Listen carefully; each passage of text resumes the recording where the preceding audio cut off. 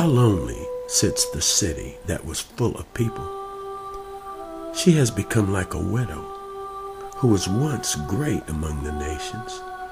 She who was a princess among the providences has become a forced laborer.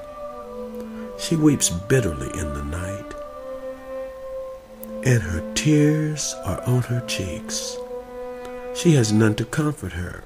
Among all her lovers, all her friends have dealt treacherously with her. They have become her enemies. Lamentations 1:1 and 2. Tears. Tears have a language of their own. In some mysterious way, our complex inner communication system knows when to admit its verbal limitations, and the tears come. Most often, they appear when our soul is overwhelmed with feelings that words cannot describe. Our tears may flow during the singing of a great majestic hymn, or when we are alone, lost in some vivid memory, or wrestling in prayer. A teardrop on earth summons the King of Heaven. Rather than being ashamed or disappointed, the Lord takes note of our inner friction when hard times are oiled by tears. He turns these situations into moments of tenderness. He never forgets those crises in our lives where tears were shed. Psalms 56:8.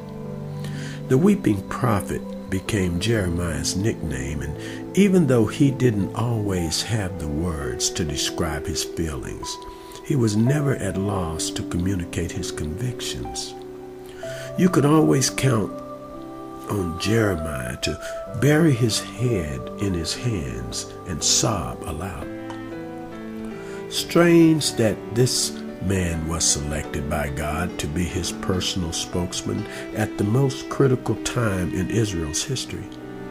Seems like an unlikely choice,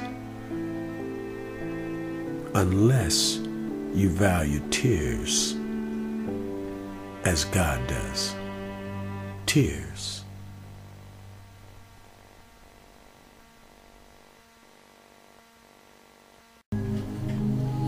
Remember my affliction and my wandering, the wormwood and bitterness. Surely my soul remembers and is bowed down within me. This I recall to my mind, therefore I have hope.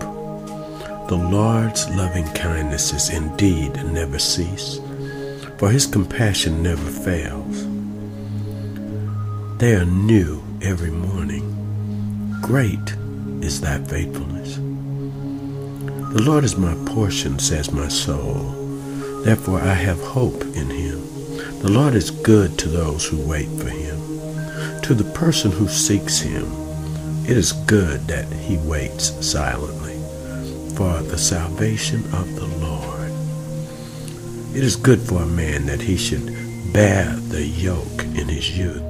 Let him sit alone and be silent, since he has laid it on him. Let him put his mouth in the dust.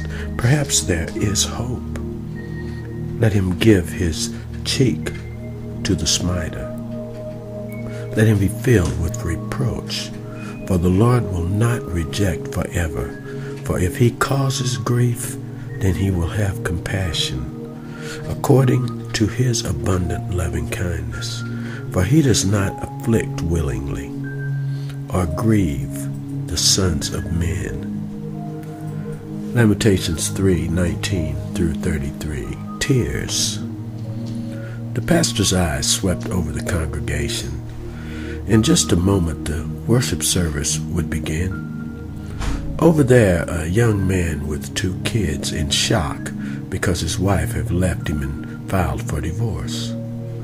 Over there, an elderly man who doesn't feel very useful anymore. He mourns the loss of energy and health.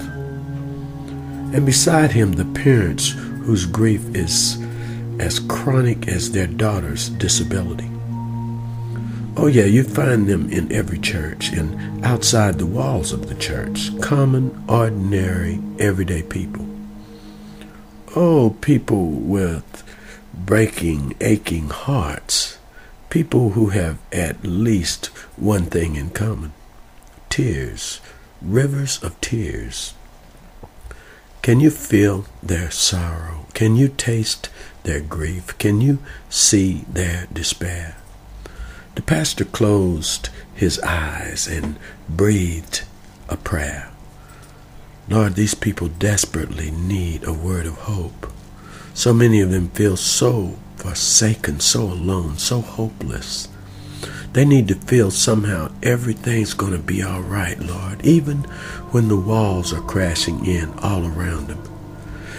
In the middle of a book of tears and overwhelming grief, at a time when you'd least expect it, are some of the most hopeful words ever written.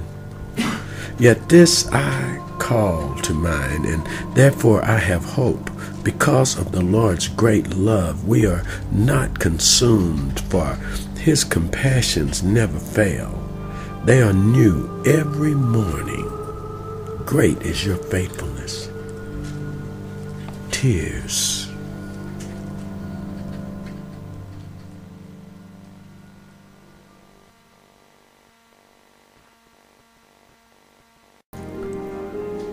Tears. I cry tears to you, Lord. Tears because I cannot speak. Words are lost among my fears. Pain, sorrows, losses, hurts. But tears. You understand my wordless prayer. You hear, Lord. Wipe away my tears. All tears. Not in distant day, but now, here. Thank you, Lord.